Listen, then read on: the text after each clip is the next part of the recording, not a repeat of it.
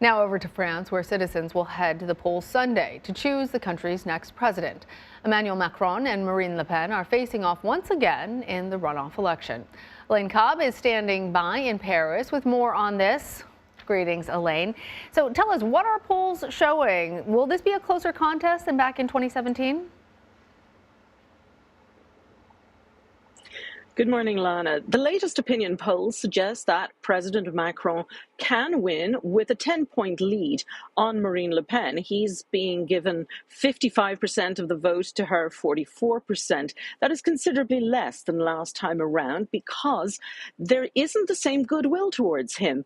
In 2017, a lot of voters from across the political spectrum decided they should vote for Macron in order to block Le Pen. He's much less popular. There are many voters who believe he has not been taking care of the things that matter to them this time round, which is their purchasing power and their job security. And in the first round, he came in 5 points ahead of Marine Le Pen, but more than half of the voters chose an extreme candidate, either the far right or the far left. And his challenge now is to make sure he gets all of the centre left and many of the left-wing voters to back him. The EU's anti-fraud body is accusing Le Pen and other members of her party of embezzling funds while in Parliament. What more do we know about this, Elaine? And is Macron making this part of his campaign? Well, she has accused him of influencing the EU, but the EU says, no, we've been working on this for a while, and it's not the first case against her for fraud from the time she was a member of the European Parliament.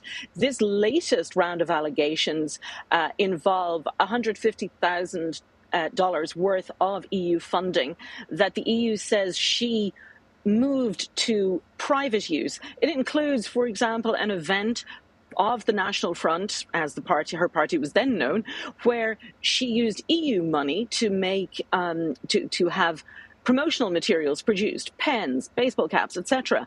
And it was written down as EU, but in fact, it's alleged it all went to a private event. So they are coming after her for that, and they say, no, the timing is purely coincidental. So it sounds like Macron still has a sizable lead in the polls, but if Le Pen were to win, she has said that she would actually quit NATO's integrated military command for France, and instead she would seek, quote, a strategic rapprochement with Russia. How are the French people responding to that as a campaign promise, especially given all the images that we're seeing coming out of Ukraine? Well, she mentioned none of this in the first round campaign, which was very smart of her because she didn't want to remind people of any of that with the backdrop of the war in Ukraine, as you say. But even during this period, she has said again, we want to be closer to Russia. Her argument is that that would be the best way to avoid China and Russia cozying up to each other and forming a super bloc.